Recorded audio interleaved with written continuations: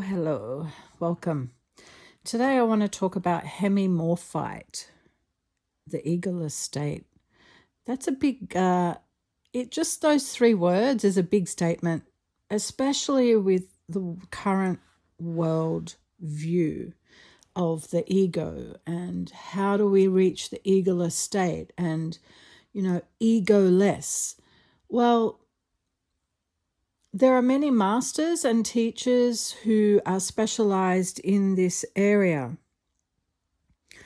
And so let's have a look at what the egoless state actually is. It's the part where you look at yourself very closely. And I don't mean, like, if you want to live from your soul, if you want to live a life that is full of love, wisdom, and power, because this crystal holds the threefold flame of love, wisdom, and power. If you want to live a life from that state, first of all, you need to look at what is being reflected back at you from your life. What decisions are you making that are affecting your life? And sometimes you may think that, this is affecting my life, but sometimes it can be so hidden and so misscrewed, like it can be distorted. You may be thinking that, I'm acting from a loving place, I'm fine.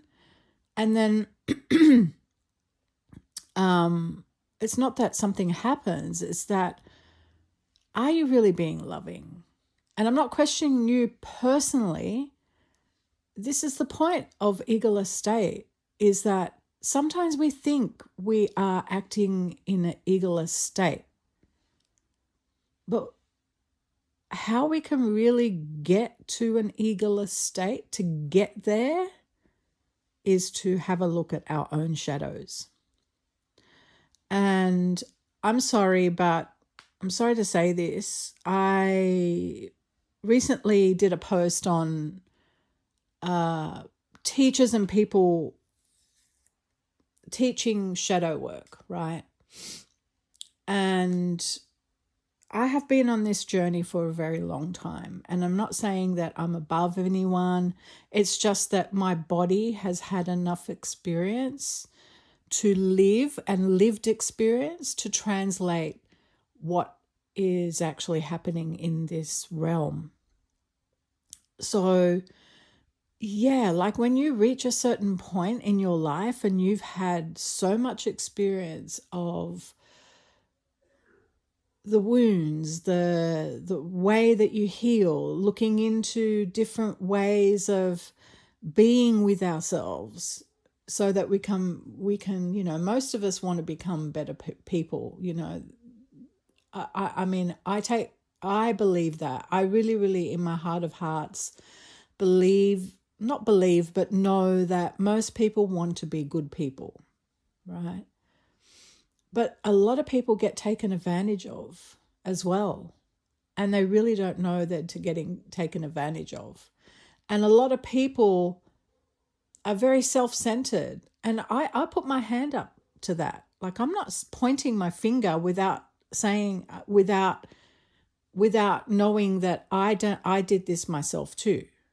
Everything I say on all my messages and everything that I say about the crystals is also, I have experienced that also. So I'm not saying that I'm above anyone by saying that. I'm not saying that I have like the ultimate answers. I'm just mentioning what I am experiencing. And I grow from my experiences. And so some people get taken advantage of. Some people misuse their power for business purposes. And for some people, including myself, it's all about money, money, money, money. And we're not really accessing our souls in order to put our business forward. And how do we do? You need a really good shadow teacher who has studied shadow really intensely. And look, I went into shadow work before with a Jungian analyst, and man, it felt like I was losing my mind. It felt like that I was like, where the hell am I? And if you're not resourced enough, and if you're not equipped enough to ground back into the self, and if you carry a lot of traumas that you haven't processed, it can send you into insanity. And I don't mean insanity as in the standard insanity of like being unique or creative. I don't mean that kind of insanity. I mean the kind of insanity where you get up and you try to have a shower, but you just can't because you don't know what to look for. That kind of insanity. And so, yeah, the other thing, I want to share a story because like the last couple of days have been about embodying this crystal for me, embodying the egoless state. So I got my car repaired a couple of days ago, and this is a very practical story, but it makes a lot of sense once you know what you know. And I was not going to hide. I was not going to be dishonest. I was going to be completely honest, even though it made me cringe, because from past experience, when I've been in a vulnerable situation, the more honest I can be, and it's not because I think this is what's going to happen next, the more honest I be from experience, the more support I get. Sure, there'll be one person saying, oh, you what an idiot. Like, so I'll tell you the story. I was putting off getting my car, serviced. I was putting it off because a couple of years ago, it literally broke down, and one mechanic took advantage of me and charged me over $1,200 just to like fix the glugged up oil in my motor, which, okay, it cost that much, but yeah, he didn't really do much. So the other day, and I was like, oh, I'm so scared of mechanics. I'm like, I don't know who to take it to. And so like, I was like, what the hell do I do now? And then the light on one of the motor lights came up on my car. And then I was like, oh, fuck, I'm not going to let it break down like I did before. I don't have $1,000. I don't put my money away. Like I do put some money away. Like I've got $15 that I don't touch, which is not much. But I was brought up in a world where money wasn't safe. That if you had money, you had it taken off you. And if you didn't give it, then you were abused for it. So I just get rid of it subconsciously. It's not safe for me to hold on to money. And I just spend it. I was like, I got this habit of like, I've got to get rid of this. I've got to get rid of this money out of my hand because it's not safe. Even if I try to save, it just gets blown out somewhere. And I'm working on it. It's a work in progress.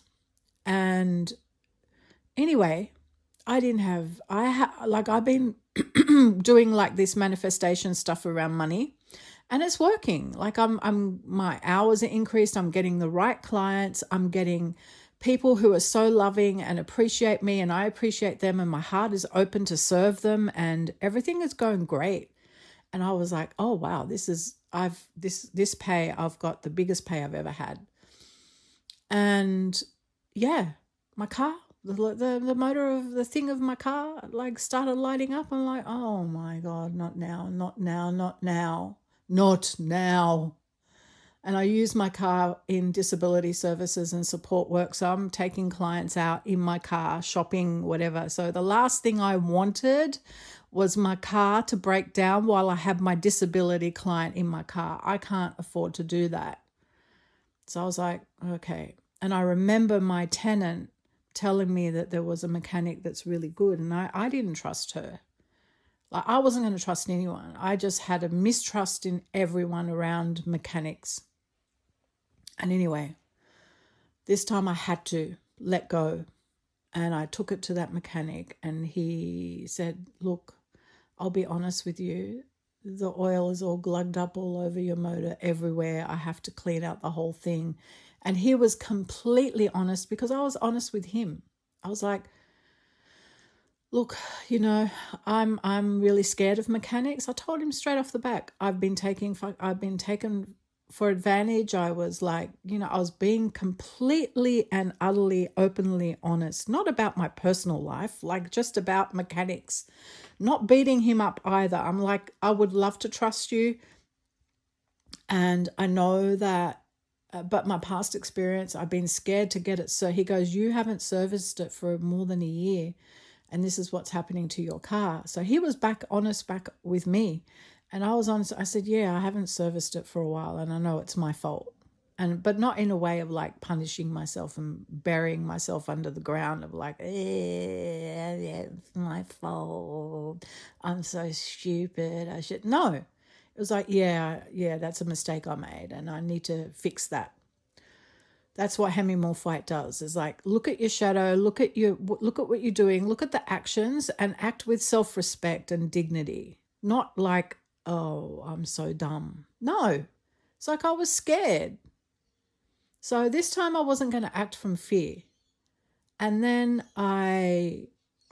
took it to him, and he's like, this is going to cost you $900. I had the money there.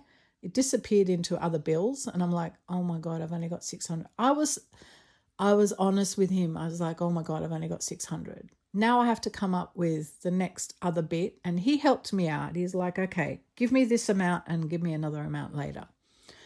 Not later as in 2 or 3 weeks, like next week. So this week I've got to come up with the extra. And that's not going to be a problem for me. I've got a way of doing that. And not prostitution, by the way. I do have a little bit of self-respect. So, yeah, and then I finished work I worked from 8 till 4:30 yesterday. And as soon as I got in my car after finishing my shift, the gearbox wouldn't go into drive. It was just completely stuck. I'm like looking at my dashboard thinking, and just staring into the oblivion. I'm like, what next? Like, universe, what next? What do I have to completely surrender? What fucking next? Like, how can this be happening? I'm supposed to be trusting this mechanic, and then this happened straight after it was serviced. I'm like, I really, really, really, I don't know what's going on. God, spirit, universe, I have no idea what's going on. Just, I leave it in your hands, Spirit,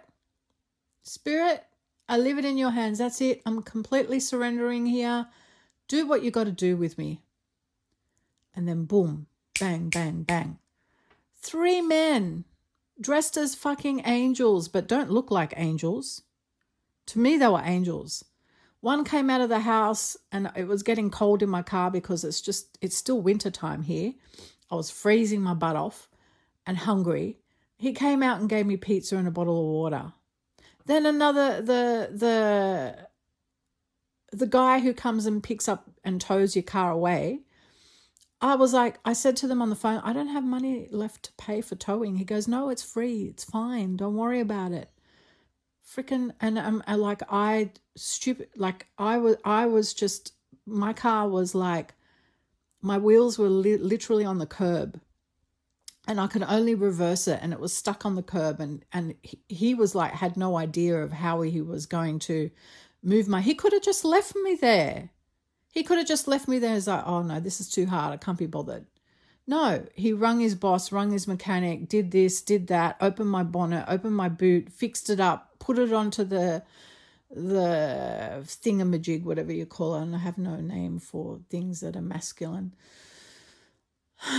got in and made me feel comfortable. He goes, "Oh, don't worry, you'll be fine. I'll take care of you. You're like, don't just sit there." I'm like, they could all tell I was literally like stressed out, but I was almost in total numb of like I wasn't a damsel in distress, like, help me, help me. I was more like, okay, like, whatever, what do you want me to do now?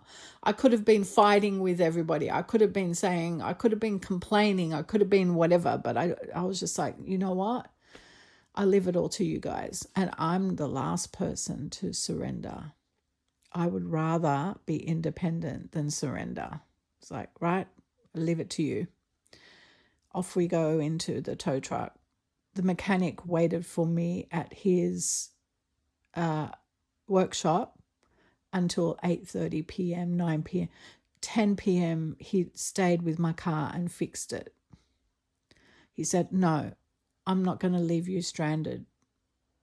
So, and he fixed it then and there, free, nothing, no charge. And I know that, yeah, like it was his job because he might have fucked it up from the previous service, but no, he wasn't that kind of person.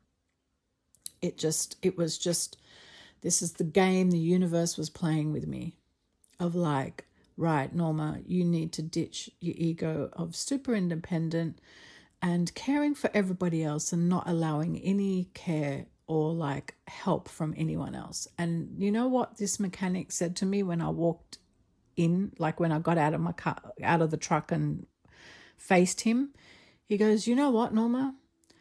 The reason why you're being helped is because you're a good person and you have a good heart. And I know that you're strong. And I know that you're not letting anyone help you. But tonight is testimony to how good your heart is. Egoless state." I wasn't saying that, I've got a good heart, I'm the best person on this planet. I don't go and display to people what I do for others. No. It's my personal business, my personal mission to make sure that everybody is taken care of the best way they can be. Not through people pleasing, because I'm always honest, but through genuine, sincere care. And he mirrored that, like it was like, and he was like, "You know what? I've given my life to God a long time ago. And I'm going to tell you now." And this is the second time he's met me. He goes, "People know who you are and they're going to help you." And I'm like, I just burst into tears. Then and there, I just burst into tears. So let's have a look at love was embraced. Power was embraced because I was completely honest with myself. And I was like, okay, I'm going to make a change. And the change is that I need to get my car serviced every 6 months. I need to be more trusting. I need to know that my heart is always going to be taken care of, even though that there are dickheads out there. And what's the other one? Wisdom. The wisdom of like making your life, like making the decision to make your life better. It's up to you. What decision are you making today to improve your life? Because you're the one who is responsible for your life. And I'm not talking about being in abusive or relationships or narcissistic relationships or experiences or life. This is a life where I'm speaking from where I get to know what it's like to be in an egoless state. And I'm not always in this state. It just so happened that last night was like the universe just lined it all up that I dropped my ego. And the help was there. It was just like as if like 3 angels like just landed and like, here's your food. Here's some water. Here's some support. Leave it to us. We can do this for you. I'm willing to show up for you. Is what I needed in that moment. Not from because I'm needy or I'm asking that from others, but because that's what my heart truly felt.